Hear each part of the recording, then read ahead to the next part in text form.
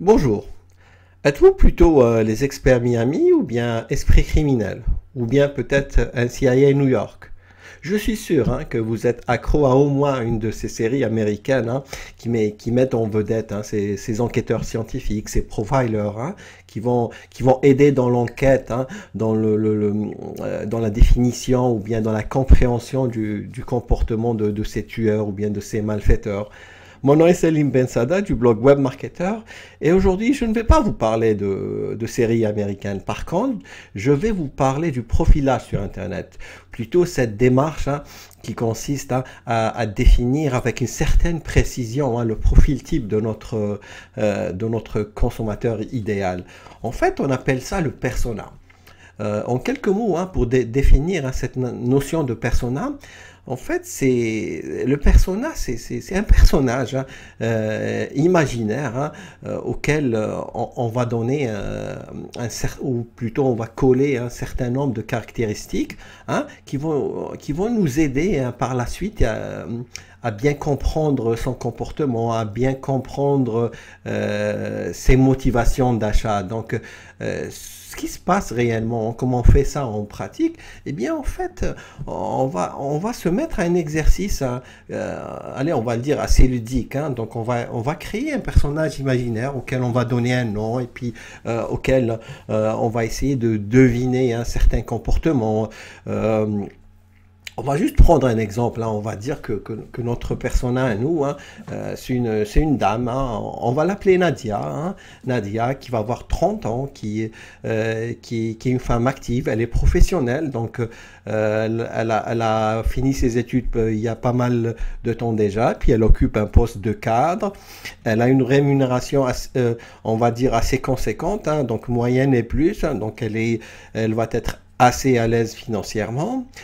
On va dire aussi que Nadia est mariée, qu'elle a un enfant de 3 ans qui va en garderie, et puis c'est elle qui va s'occuper de cet enfant, qui va le déposer le matin, puis revenir le soir pour le chercher de la garderie. On va aussi dire que Nadia, étant donné que c'est une femme active, eh bien c'est une personne qui va prendre soin de son physique, de sa forme d'une manière générale. Et comme c'est une personne qui est assez cossue, donc financièrement, on va dire que Nadia, elle va aller une fois ou deux fois par semaine à la salle de gym. On peut aussi dire que Nadia, avec son mari, ils ont cette habitude, comme c'est des gens qui sont assez actifs dans leur vie socio-professionnelle, c'est des gens qui vont donc inviter régulièrement des amis à la maison, bien des membres de la famille pour des soupers entre amis ou entre familles. On va dire aussi que Nadia, parmi ses soucis justement dans la vie, c'est parce qu'elle est assez active, et bien elle n'a pas le temps, par exemple, tout le temps de préparer son souper le soir, à chaque soir, on va dire. On va peut-être aussi imaginer que Nadia a des soucis par rapport à son emploi du temps. Le matin, quand elle doit, avant d'aller au travail, il faut qu'elle dépose son petit garçon à la garderie, le soir avant de rentrer à la maison. On va essayer d'imaginer toutes sortes de situations qui va nous aider un peu à imaginer son comportement ou bien son processus d'achat par rapport à tel ou tel produit. On peut aussi et surtout essayer d'imaginer cette Nadia-là, vu que c'est une femme donc assez active, elle est sûrement dotée de profils sociaux, donc c'est une personne qui va aller sur Internet. Elle doit avoir son compte Twitter, sa page Facebook, dans lesquelles elle va un peu parler de sa vie d'une manière générale, de son quotidien professionnel, etc.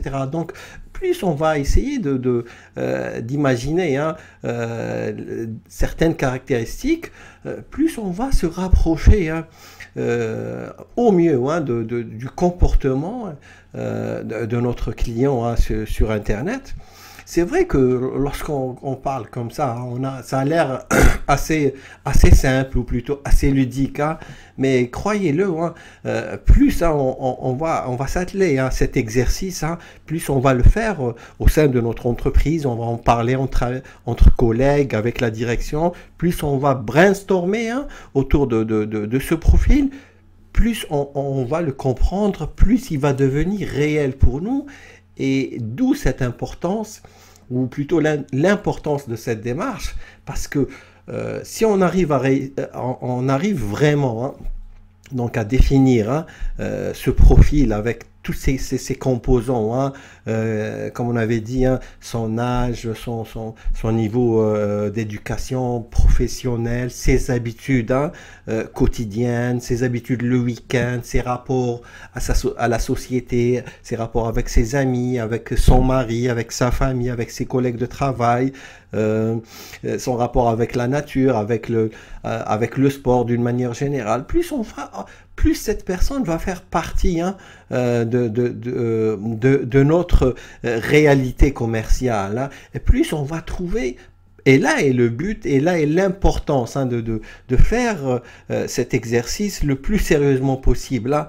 En fait, on va arriver à faire en sorte que cette personne va vivre avec nous, et on va trouver le temps, la forme et la manière dont on va communiquer avec elle. C'est clair que vous n'allez pas vous adresser, si on prend l'exemple de Nadia qui a 30 ans, on peut avoir affaire à une Nadia qui a 30 ans, qui est femme au foyer, et une autre Nadia qui soit donc active, donc professionnelle. Ça n'enlève rien au fait que les deux Nadia puissent avoir une capacité financière, donc acheter votre produit, votre service. Par contre, leur niveau ou bien leur façon de se comporter va dépendre grandement justement des traits, des caractéristiques de leur niveau social et professionnel. Donc on ne va pas parler à une femme de foyer de la même manière dont on va parler avec une femme active. Elles ont toutes deux on va dire des soucis différents, des habitudes différentes, un intellect différent. Donc comme j'ai dit, c'est pas une question de pouvoir d'achat, mais plutôt c'est une question de mental, et de niveau intellectuel. Et surtout ça, la problématique va se situer avec précision dans le quoi dire et le comment dire. Le persona que vous allez arriver donc à définir va vous permettre de trouver le temps exact et le contenu que vous allez diffuser, ou bien que vous allez donc proposer à votre client cible, qu'on appelle donc le persona. Allez, je vais vous laisser avec ces quelques bribes d'informations concernant le persona, et je vous invite vraiment à faire cet exercice entre collègues.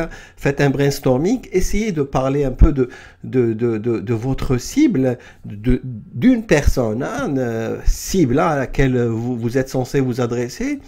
N'hésitez pas, allez-y au plus dans les détails comportementaux, etc. Vous allez voir que votre façon de le voir, plus il y aura ce brainstorming, plus on va essayer d'imaginer certaines caractéristiques, plus on va être précis et on va avoir l'impression de mieux connaître cette personne-là. Et à partir de là, c'est là qu'on va être capable de faire la proposition adéquate au bon moment, et surtout, comme je l'ai dit tout à l'heure, avec le temps qu'il faut.